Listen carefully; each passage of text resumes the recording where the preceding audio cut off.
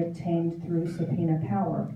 There's ongoing litigation with all parties related to this particular project to determine and define what should be considered subject to FS 288075 and FS 119.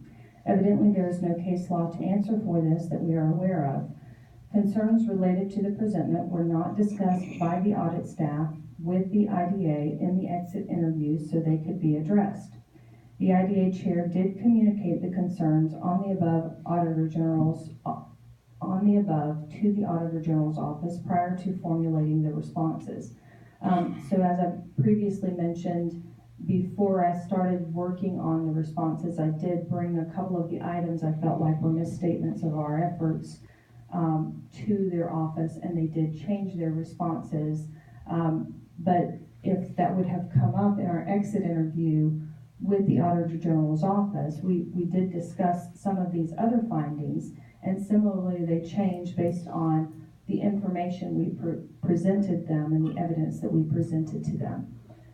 This particular item was never brought to our attention for discussion, so we were not able to direct them to all of the responses and the things that we have been working to implement since then. So they did take that into consideration in modifying their response.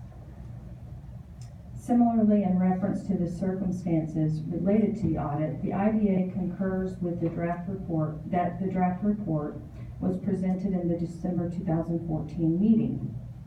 After discussion on the question cost and related party cost and hearing input from the audit firm, the IDA discussed considering other costs incurred but not listed during and after the audit period to substantiate the project's investment outside of IDA funding. Clifton Larson Allen was asked if they would be able to substantiate additional capital invested in the company by the principals and other sources along the guidelines requested by the IDA. Clifton Larson Allen confirmed that they could, and they were directed to do so by the IDA board and build the IDA board for these services. So basically what I'm trying to paint the picture of there is there was never a question of forgiving any cost, but more so us directing our auditing firm to dig deeper and what was the best course of action. I don't know if you all will recall, but basically for them to re-audit anything else to justify those question costs was going to cost substantially more. We came up with having them review these other investments into the project that had been along the same lines of what we approved for the project investment, and come back to us with some figures on what their investments into the project looked like to substantiate the offset cost.